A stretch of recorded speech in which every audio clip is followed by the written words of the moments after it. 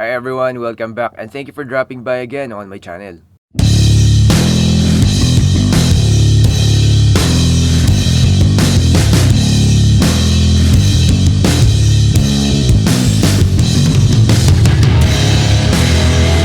In this video, you will see easy, clean, and safe installation of the key ignition on my electric scooter. Alright, let's start.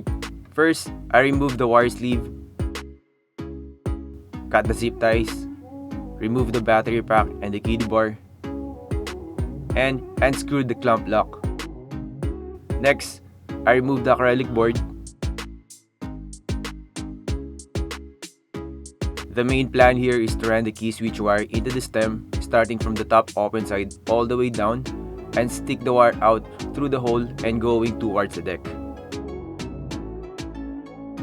To make it possible, I use a thin metal rod.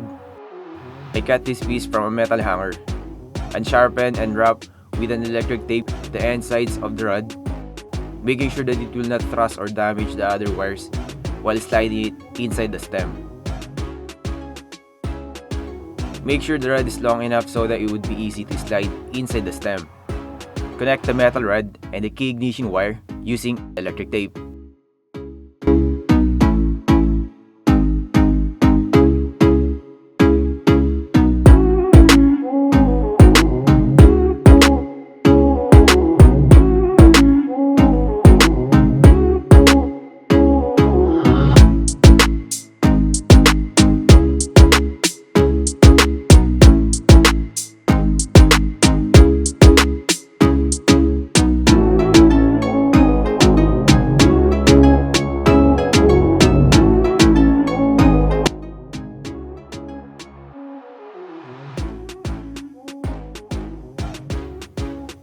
You will feel a little bit snug inside the stem due to the other wires inside. Be very careful not to damage the wires.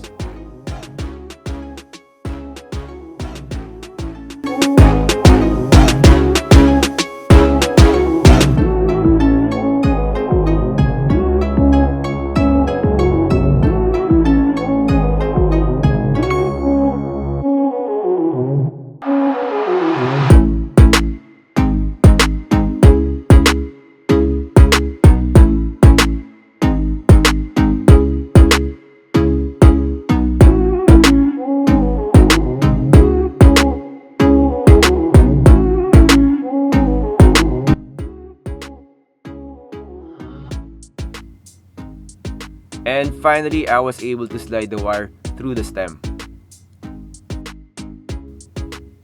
Open the front deck cover. This is the motor controller and wirings area of the electric scooter. This is where I'm going to link the wires of the key ignition and the LCD throttle controller. First thing you need to do is to disconnect the battery from the motor controller to avoid short circuit. Next, disconnect the LCD throttle from the motor controller.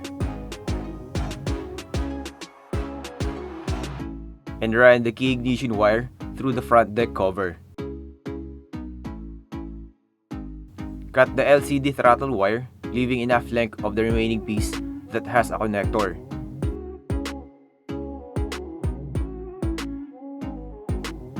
Next was, I stripped the insulation of the wires.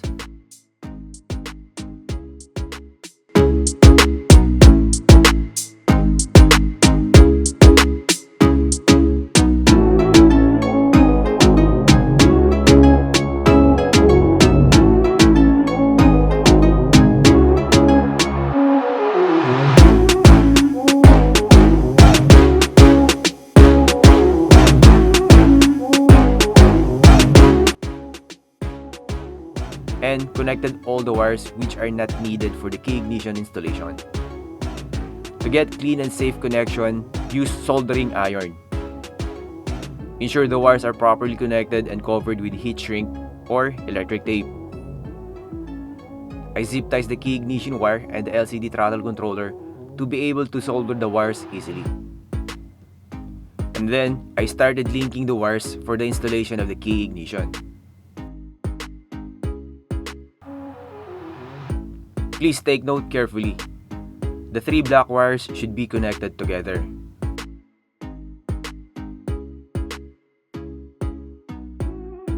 one black wire from the key ignition, one black wire from the LCD throttle controller, and one black wire going to the motor controller.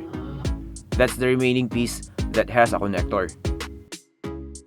Next, the green wire of the key ignition should be connected to the red wire going to the motor controller. And lastly, the red wire of the key ignition should be connected to the red wire of the LCD throttle controller.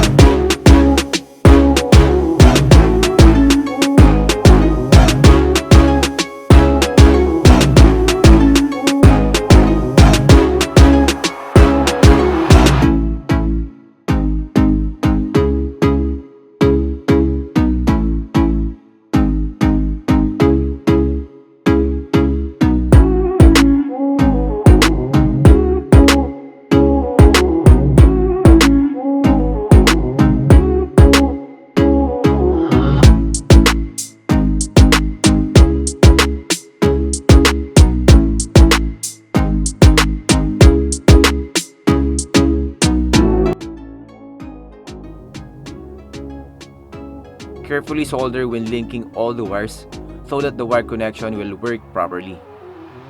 Secure all the wires with electric tape or heat shrink. And that's it. Once done connecting, put all the wires inside the deck, make it organized and tidy, and put back the front deck cover.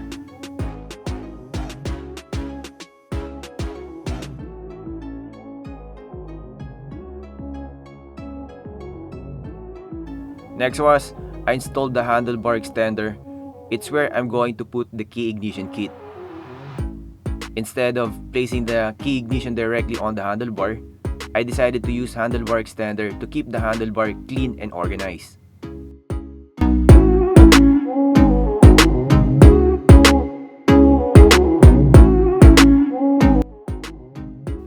That's it. Installation is done.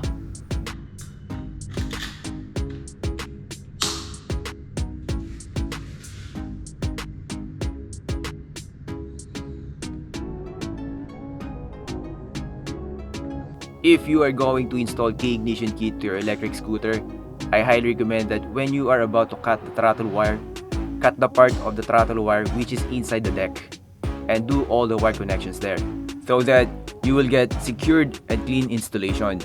Thank you for watching. I hope you enjoyed it. And please don't forget to support my channel by liking, commenting, and sharing all my videos. Thank you so much.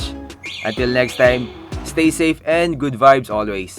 At syempre maraming salamat muli kayong naligaw sa channel ko.